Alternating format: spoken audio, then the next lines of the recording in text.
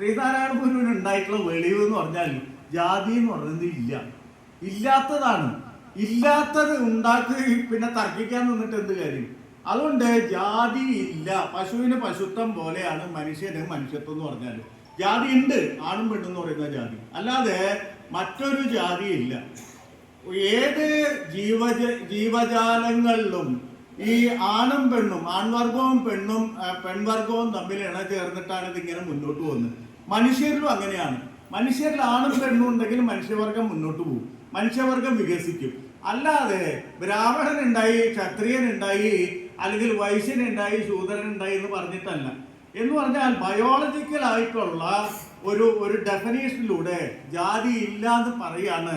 ജീവശാസ്ത്രപരമായിട്ടുള്ള ഒരു നിർവചനം കൊടുക്കുന്നതിലൂടെ ജാതി ഇല്ല എന്ന് കണ്ടുപിടിക്കുകയാണ് 1914 ശ്രീനാരായണ ഗുരു ചെയ്തത്.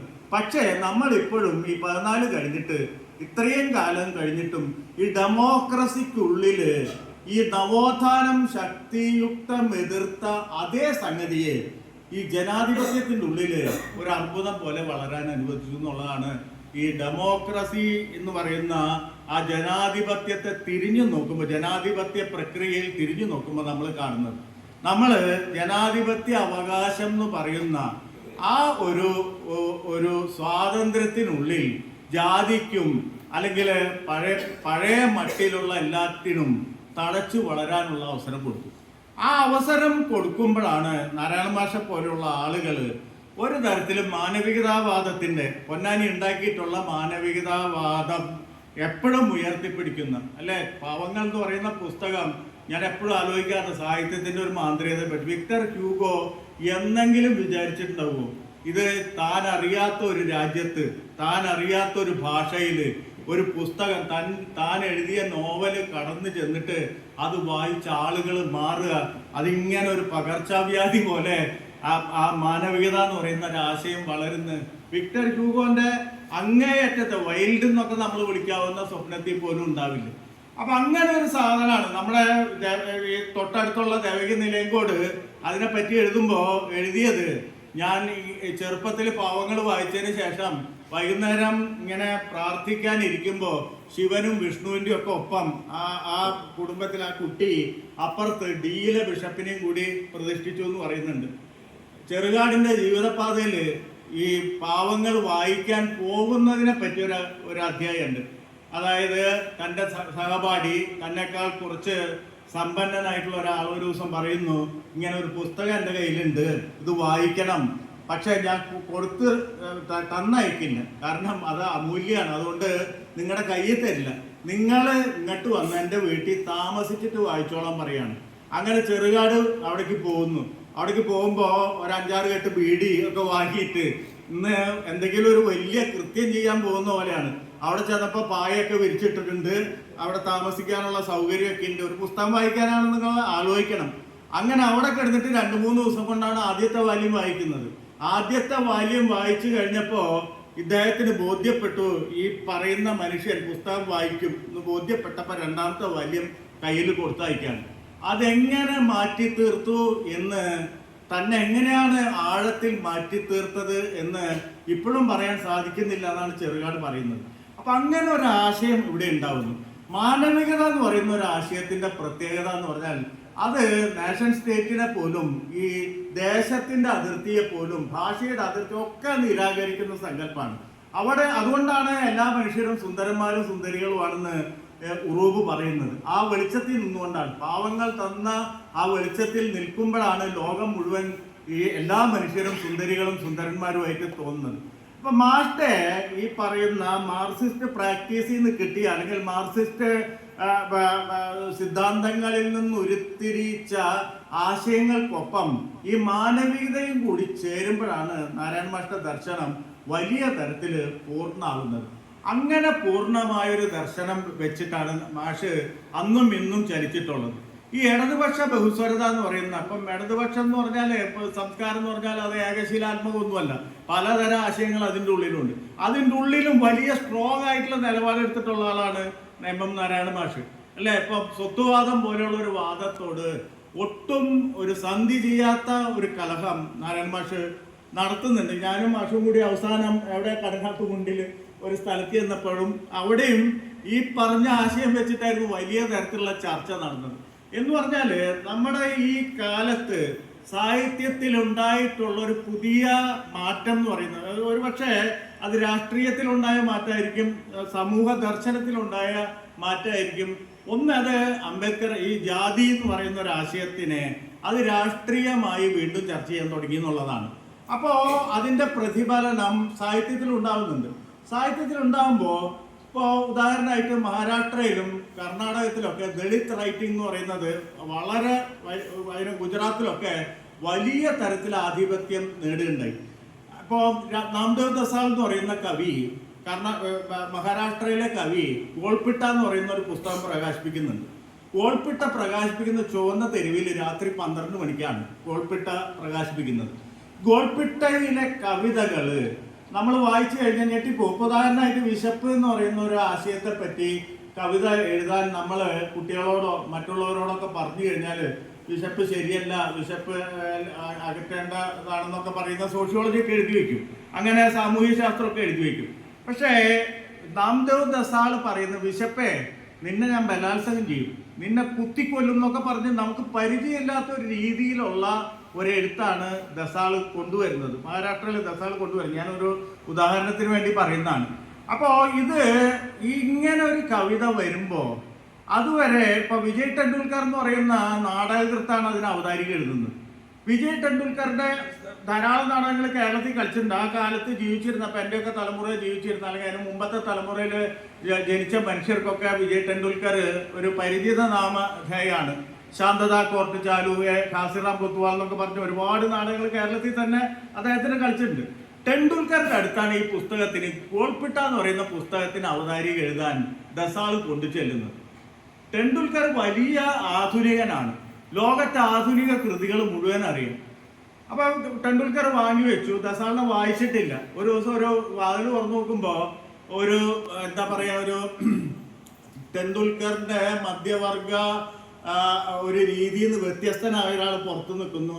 അയാൾ പറഞ്ഞു, ഞാനൊരു ടാക്സി ഡ്രൈവറാണ്, ഞാൻ കുറച്ച് കവിതകൾ എഴുതിയിട്ടുണ്ട്, അതൊന്ന് വായിച്ചിട്ട് അവതാരിക എഴുതി തരുമോ എന്ന് ചോദിക്കാൻ വന്നാണെന്ന് പറഞ്ഞ് വെച്ച് പോവാണ്. ടെണ്ടുൽക്കർ വായിച്ചു നോക്കിയപ്പോൾ ഈ കവിത പുതിയതാണെന്ന് മനസ്സിലായി. ഈ കവിത താൻ ജീവിക്കുന്ന ബോംബെയെ കുറിച്ചാണെന്ന് മനസ്സിലായി. പക്ഷേ ഇതിനെങ്ങനെയാണ് എഴുതുക എന്നുള്ളത് ടെണ്ടുൽക്കർ ഒരു പിടിയും കിട്ടുന്നില്ല. ടെണ്ടുൽക്കർ അത്രമേൽ വലിയ അക്കാഡമിക്കാണ്, അത്രമേൽ ആധുനികനാണ്. പക്ഷേ ഇത് എഴുതാനുള്ള ഒരു ടൂള് തന്റെ കയ്യിലില്ലാന്ന് മനസ്സിലാക്കാണ്.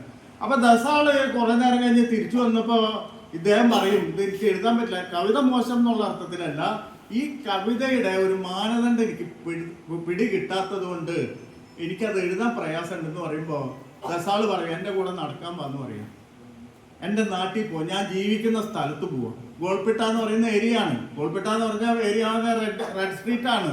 അവിടെ പിമ്പുകള്, ഈ പാമ്പ് കളിക്കാര്, യാചകര്, ടാക്സിക്കാർ, ഇങ്ങനത്തെ ഒരു 2ാം നമ്പർ ബോംബെ ആണത്. അപ്പോൾ വിജയ് ടെണ്ടുൽക്കർ ആധുനികനാണ്, ബോംബെയിലെ നാഗരിക ജീവിതത്തോടൊക്കെ വിമർശനമുണ്ട്. പക്ഷെ ഈ 2ാം നമ്പർ ബോംബെ കണ്ടിട്ടില്ല. ആ മിഡിൽ ക്ലാസിന്റെ മധ്യവർഗത്തിന്റെ ഉള്ളിൽ തന്നെയാണ് ഇദ്ദേഹം ഇങ്ങനെ വിഹരിക്കുന്നത്. അപ്പോൾ ഒരു പ്രത്യേക ഘട്ടം കഴിഞ്ഞിട്ട് ഗോൾപിട്ടയിലേക്ക് കാല് വെച്ച് നടക്കാൻ തുടങ്ങിയതോടെ ടെണ്ടുൽക്കർക്ക് ദസാളിന്റെ കവിത മനസ്സിലായി. ആ യാത്ര കഴിഞ്ഞ് വന്നപ്പോൾ ഒരു വലിയ ഒരു സ്ട്രെച്ച് അവർ നടന്നു, തിരിച്ചു വന്നപ്പോൾ ടെണ്ടുൽക്കർ പറഞ്ഞു, ഇനി ഞാൻ എഴുതിക്കൊണ്ട് പറയുകയാണ് ചെയ്തത്. അങ്ങനെയാണ് ഉണ്ടാവുന്നത്. അപ്പൊ ദസാള് പോലെയുള്ള ആളുകൾ വരുന്നു, പിന്നെ ജോസഫ് മക്വാനെ പോലെയുള്ള കവികൾ വരുന്നു.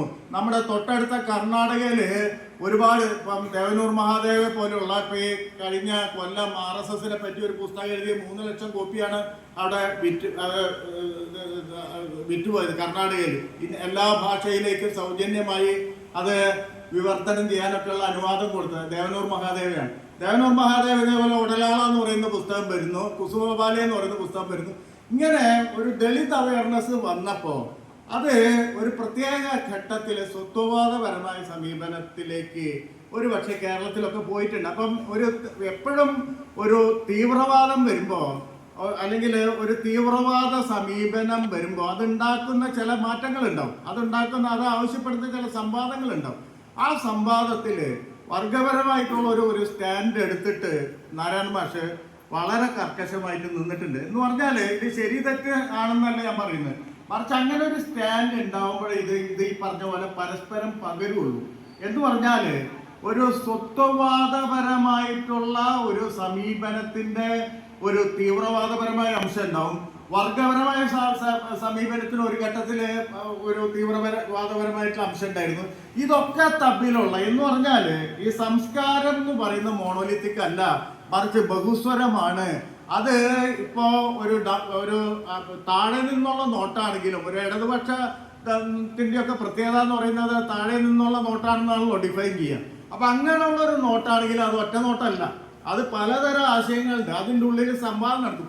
സംവാദം നടക്കാതെ പോയാൽ എന്താ സംഭവിക്കാന്ന് പറഞ്ഞാൽ ഇതൊക്കെ തന്നെ അത് അപ്സൈഡിറ്റിയിൽ അവസാനിക്കും. എല്ലാ കാര്യങ്ങളും, എല്ലാ വിമോചന പരമായ ഈ കണ്ണു വെച്ച് വരുന്നതൊക്കെ തന്നെ അത് കൃത്യമായ സംവാദത്തിന് വിധേയമാകുന്നില്ലെങ്കിൽ ഇതൊക്കെ ഏതെങ്കിലും അപ്സൈഡിറ്റിയിലേക്ക് പോയി. ലോക ചരിത്രം നോക്കിക്കഴിഞ്ഞാൽ നമുക്കറിയാൻ പറ്റും.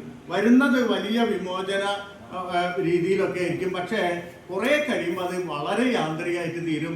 അതൊരു ഫോർമുല പോലെയുള്ള ഒരു സംഭവമായിട്ട് തീരും. അത് അങ്ങേയറ്റം മനുഷ്യത്വ വിരുദ്ധമായ സ്ഥലത്തേക്ക് പോലും പോയി നിന്നിരിക്കും. അപ്പോൾ അങ്ങനെ നിരന്തരമായ സംവാദം സൃഷ്ടിക്കാനുള്ള ഒരു സ്റ്റാൻഡ്, ആ ഉറപ്പ് പ്രധാനമാണ്.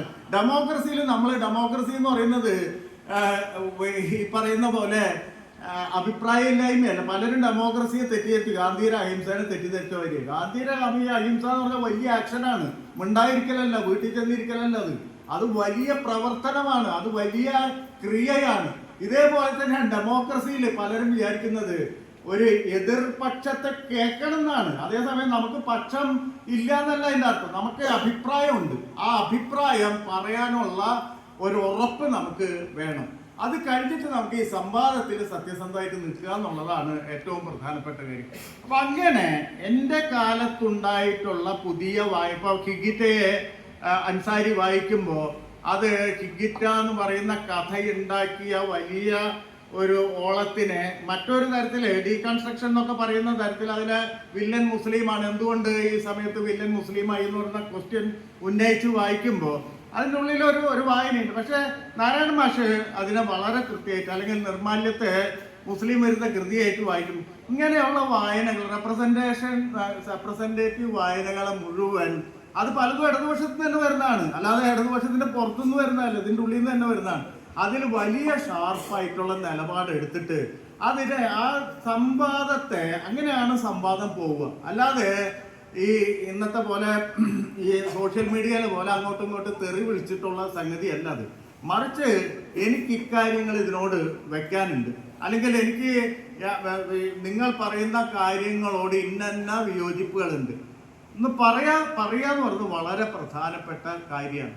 അത് നിരന്തരമായിട്ട് നിർവഹിക്കുന്ന ചെറുപ്പക്കാരനാണ് ശരിക്കും പറഞ്ഞാൽ നമ്മുടെ കൂടെ ഇരിക്കുന്ന നാരായണ മാഷ് എന്ന് പറയുന്നത്. അതാണ് നാരായണ മാഷ് ചെറുപ്പം എന്ന് പറയുന്നത്.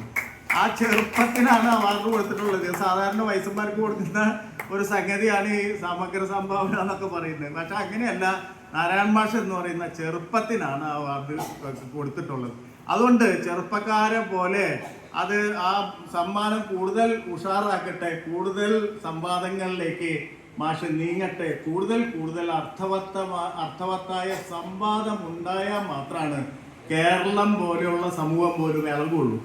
എങ്കിൽ മാത്രമേ ഗ്രാംഷി പറഞ്ഞ പോലെ ഈ അതീശത്വ പ്രത്യയശാസ്ത്രം എന്ന് പറയുന്നത്, നമ്മളൊക്കെ ഇതിനെ പുറത്താണെന്ന് നമ്മൾ വിചാരിക്കും അല്ലേ, പക്ഷെ കോമൺ സെൻസ് എന്ന് പറയുന്നത്, പണ്ടേ വിജയമാഷ് പറയും, അമ്പലപ്പുഴ പാൽപ്പായസത്തിന്റെ ഉദാഹരണം പറയും. അമ്പലപ്പുഴ പാൽപ്പായസം വലിയ രുചിയുള്ളതാണെന്ന് എല്ലാവരും പറയും. കുടിച്ച ആൾക്കാരും പറയും, കുടിക്കാത്ത ആൾക്കാരും പറയും. കുടിക്കാത്ത ആൾക്കാരാണ് അധികം പറയുക, കാരണം കുടിച്ച ആൾക്കാരെക്കാൾ എത്രയോ അധികമായിരിക്കും കുടിക്കാത്ത ആൾക്കാർ.